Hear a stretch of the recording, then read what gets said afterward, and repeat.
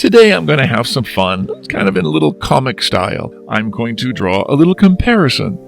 High tide and low tide at the beach. The drawings are deceptively simple because there are some details you have to get right to actually make it look like high tide and low tide. For example, the water level. Anyway, let's get going. There's a few things that the water leaves on the beach for low tide.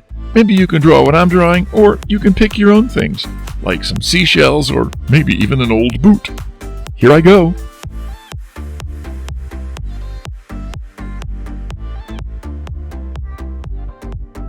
You can download a free printable for this drawing. Please follow the link in the description.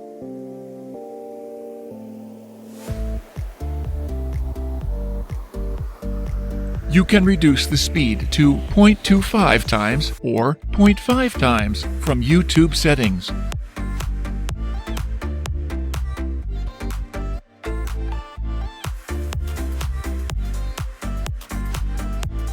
Did you know we publish lots of fun coloring books for both adults and kids? You can get them from Amazon, Etsy, or the Art for All website. Check the link in the description for more details.